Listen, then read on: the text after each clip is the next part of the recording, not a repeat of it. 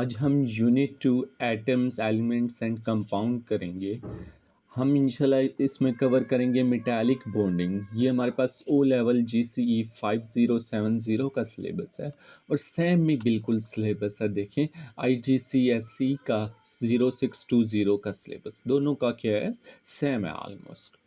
आगे हम चलते हैं कि सबसे पहले देखेंगे कि मेटालिक बॉन्ड होता क्या है, राइट। अगर आप देखेंगे कि मेटल्स क्या होते हैं, मेटल्स वो होते हैं जो एक दो या तीन इलेक्ट्रॉन क्या करते हैं, लूज़ करते हैं। और जब वो इलेक्ट्रॉन लूज़ करेंगे तो हमने पढ़ा था कि उनके ऊपर चार्ज पॉजिटिव आ जाएगा, राइट। जैसे ये देखें, ये हमारे पास हमने एक मेटल आयन ड्रा किया, फिर उसके आगे इलेक्ट्रॉन, मेटल आयन इलेक्ट्रॉन जो उसने लूज़ किया, metal ion electron, metal ion electron.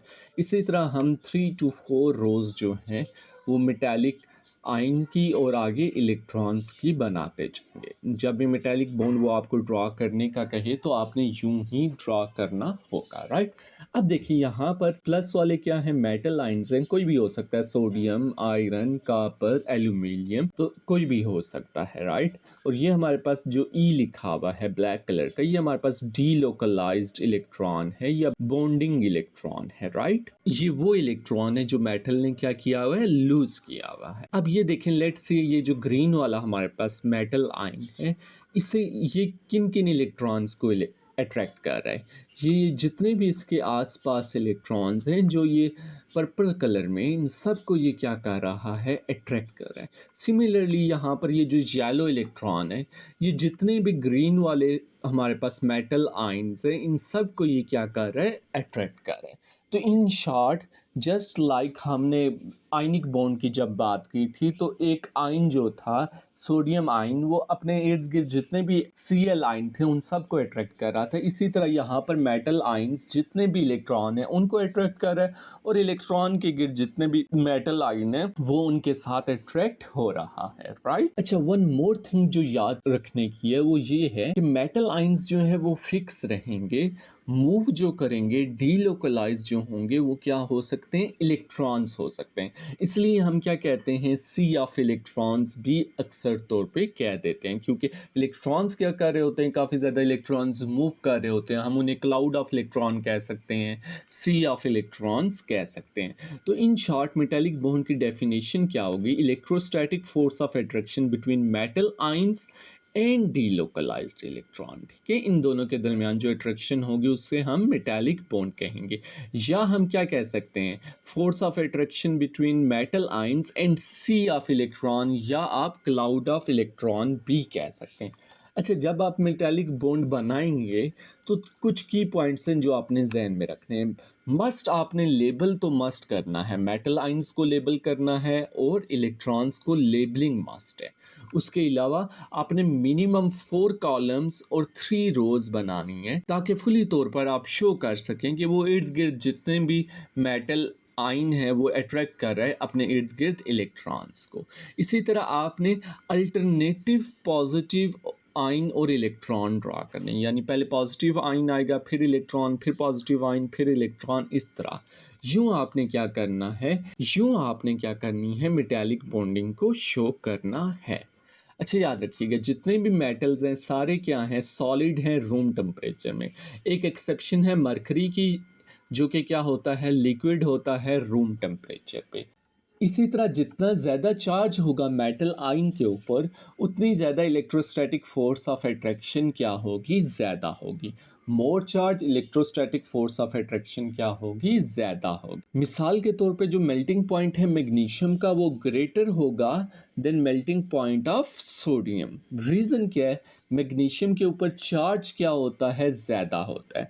जब चार्ज ज़्यादा होगा तो electrostatic force of attraction between magnesium और डीलोकलाइज्ड इलेक्ट्रॉन स्ट्रॉन्गर होगी than electrostatic force of attraction between sodium ion and delocalised electron. इसीलिए चूंकि अट्रैक्शन ज़्यादा है तो मैग्नीशियम का मेल्टिंग पॉइंट भी क्या होगा, ज़्यादा होगा। आल्सो मेटल्स जितने भी हैं, फॉर एग्जांपल आयरन, मैग्नीशियम, इनका जनरली मेल्टिंग पॉइंट क्या होता है, हाई होता है। आपने अगर रीज़न लिख पूछे हुआ आपसे तो आपने कहना है कि जो इलेक्ट्रोस्टैटिक फोर्स ऑफ अट्रैक्शन है बिटवीन मेटल और डीलोकलाइज्ड इलेक्ट्रॉन वो क्या होती है, स्ट्रॉन्ग होती है। राइट, हमने 2 चीज़ें पढ़ी। जनरली मेटल्स का मेल्टिंग पॉइंट क्या होता है? हाई होता है। रीज़न क्या है? Electrostatic force of attraction between metal ions and delocalised electron strong होती है। सेकंड थिंग, जितना हाई चार्ज होगा मेटल पॉइंट पे उतनी ज़्यादा stronger electrostatic force of attraction होगी। नेक्स्ट हम चलते हैं, हमारे पास जो मेटल्स हैं वो गुड कंडक्टर ऑफ इलेक्ट्रिसिटी हैं।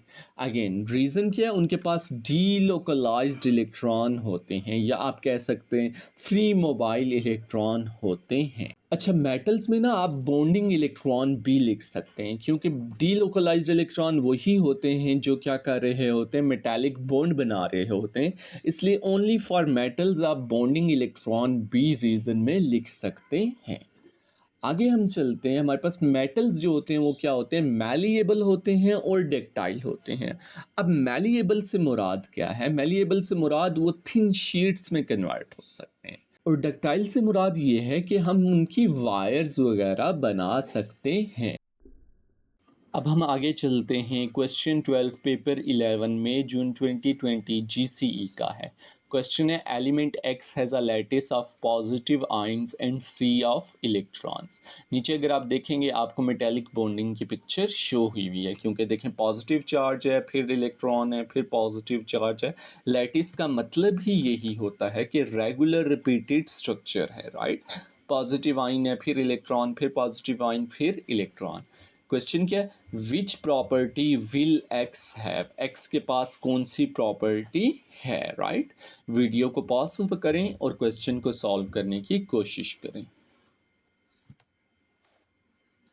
अच्छा, ऑप्शन ए है, it conducts electricity bye movement of ions and electron. देखिए यहाँ पर लिखे हुए है मूवमेंट ऑफ आयंस, जबकि आयन तो फिक्स रहेंगे, इलेक्ट्रॉन मूव करेंगे, इस वजह से ये जो है ए रॉन्ग है। बी है, it has high melting point. तो हमने देखा था जो मेटल्स होते हैं उनका मेल्टिंग पॉइंट क्या होता है? हाई होता है, तो बी करेक्ट है। सी की तरफ देख चलें अगर, it is decomposed by electric current, ये फॉल्स है। क्यों? क्योंकि मेटल ही से तो बनी होती हैं वायर्स, वो डीकम्पोज तो हो नहीं सकती, जैसे कि कॉपर होगी। तो ये हमारे पास क्या है? इनकरेक्ट है, क्योंकि हमने कहा था वो क्या होती है? डक्टाइल होती है, वायर के लिए यूज़ होते हैं मेटल्स। डी है, इट इज़ नॉट मैलिएबल, जबकि हमने प्रॉपर्टीज़ में भी डिस्कस किया है कि वो क्या होते हैं? मैलिएबल होते हैं, थिन शीट्स में कन्वर्ट हो सकते हैं मेटल्स। तो डी भी इनकरेक्ट है। आगे चलते हैं, हमारे पास क्वेश्चन 2A है, पेपर 41 में जून 2020 जीसीई का है। क्वेश्चन है, magnesium is a metal, name and describe the bonding in magnesium. Video को पॉज करें और इसको सॉल्व करें। अच्छा, आपको पता है कि मैग्नीशियम क्या है? मेटल है, तो इसके अंदर बॉन्डिंग कौन सी होंगी? मेटालिक बॉन्डिंग होगी। नेक्स्ट हमने डिस्क्राइब करना है बॉन्डिंग को, तो मेटालिक बॉन्डिंग क्या होती है? ये strong electrostatic force of attraction है between magnesium and delocalised electron. देखें, strong electrostatic force of attraction and magnesium और डीलोकलाइज्ड लिखने के आपको 2 स्कोर मिल जाएंगे। 1 स्कोर आपको ये मिलेगा लिखने का कि इसमें लैटिस है, जॉइंट मेटालिक लैटिस होगी मैग्नीशियम के अंदर, ठीक है। तो यूँ आपको क्या होंगे? 4 मार्क्स अचीव हो जाएंगे। आगे हम चलते हैं, क्वेश्चन 5C1 पेपर 2-1 में जून 2018 जीसीई का है। क्वेश्चन है, silane has molecular formula SiH4, draw dot and cross diagram for silane, you need to show only outer shell electrons of silicon. Okay, हमने सिलिकॉन के क्या शो करने हैं? सिर्फ आउटर इलेक्ट्रॉन शो करने। ये इंफॉर्मेशन जो है आपको पीरियोडिक टेबल गिवन होता है उसके अंदर गिवन होगी। अब वीडियो को पॉज करें और इस क्वेश्चन को सॉल्व करें। अच्छा, देखें, सिलिकॉन बिलोंग है ग्रुप 4 से, तो इसके वैलेंस शेल में 4 इलेक्ट्रॉन हैं, 8 इसने पूरे करने हैं, तो इससे 4 और चाहिए। तो सिलिकॉन क्या करेगा? अपने 4 इलेक्ट्रॉन को शेयर कर देगा। हाइड्रोजन ग्रुप 1 से बिलोंग करता है, इसने अपने 2 इलेक्ट्रॉन्स यानी कि डुप्लेट कंप्लीट करना है। 1 इसके पास ऑलरेडी है, 1 इसको और चाहिए, तो ये 1 इलेक्ट्रॉन शेयर कर देगा, ठीक है। तो हम यहाँ पर सिलिकॉन को डॉट से रिप्रेजेंट करेंगे और हाइड्रोजन के इलेक्ट्रॉन्स को क्रॉस से रिप्रेजेंट करेंगे। ये हमारे पास हो गया सिलिकॉन, राइट।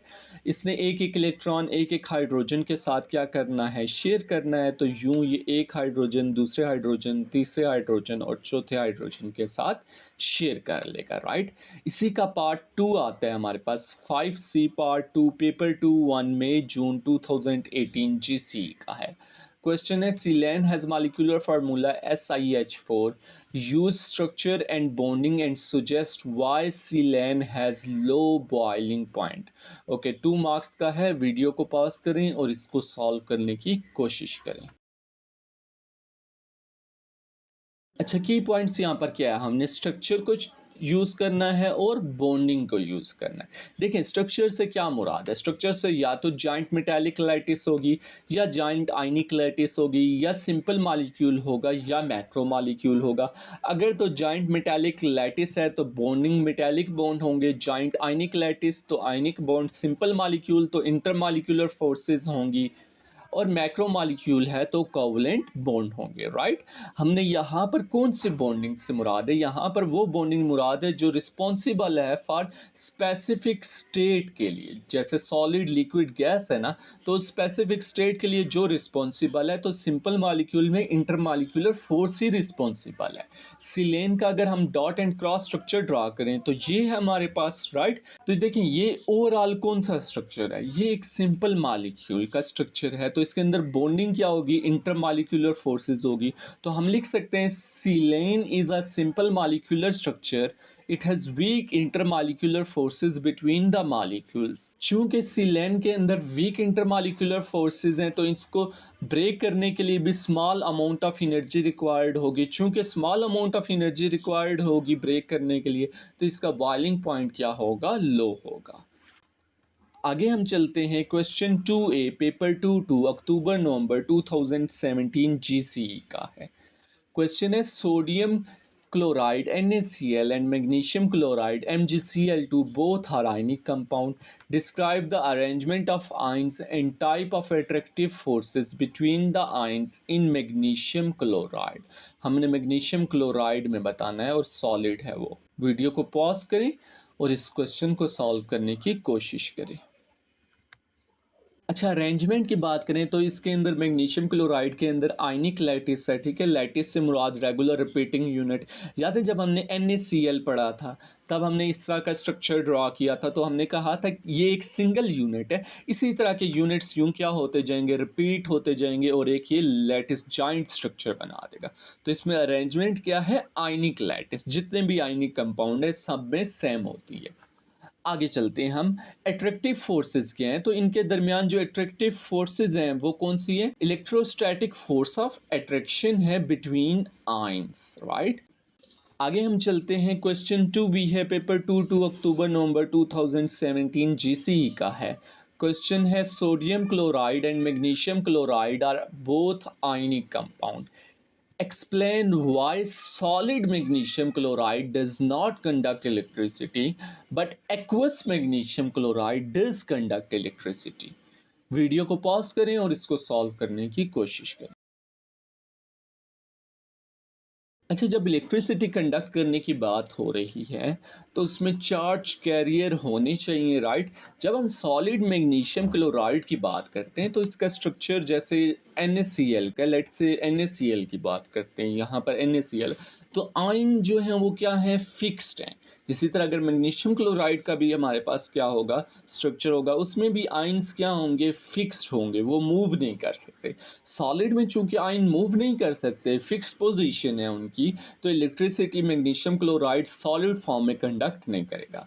जब हम बात करते हैं एक्वस की, तो एक्वस में जैसे सोडियम क्लोराइड क्या कर सकते हैं? आयन्स उसके फ्री टू मूव हैं। इसी तरह यहाँ पे हाइड्रोजन आयन भी होते हैं एक्वस में, हाइड्रोक्साइड भी होते हैं, सोडियम भी होंगे, क्लोराइड भी होंगे आयन। ये सारे क्या कर सकते हैं? मूव कर सकते हैं। तो वो इलेक्ट्रिसिटी भी क्या कर सकते हैं? कंडक्ट कर सकते हैं। अगर सोडियम जो है वो मूव होते हैं तो इसी तरह मैग्नीशियम क्लोराइड में मैग्नीशियम और क्लोराइड आयन भी क्या होते हैं? फ्री टू मूव होते हैं। चूँकि आयन फ्री टू मूव है एक्वस में, तो वो क्या कर सकते हैं? इलेक्ट्रिसिटी को कंडक्ट कर सकते हैं, ठीक है? जितने भी आयनिक कंपाउंड है, यहाँ पर मैग्नीशियम है वो आपसे NaCl का पूछ सकता है, वो आपसे पोटेशियम क्लोराइड का पूछ सकता है, तो सेम है। सॉलिड में फिक्स पोजीशन है, एक्वस में फ्री टू मूव है आयंस, इस वजह से इलेक्ट्रिसिटी कंडक्ट हो सकती है। अब हमारा यूनिट 2 जो है कंप्लीट हो गया। आज हमने मेटालिक बोन को डिस्कस किया, उसके फ्यू क्वेश्चन किए और ओवरऑल होल चैप्टर के भी फ्यू क्वेश्चन जो हैं हमने किए। इंशाल्लाह और क्वेश्चन जो हैं इन डेप्थ इन डिटेल के साथ करेंगे। Like, share, and subscribe our channel, SKW. We will try our best to give simple and effective educational information via the use of the best animation.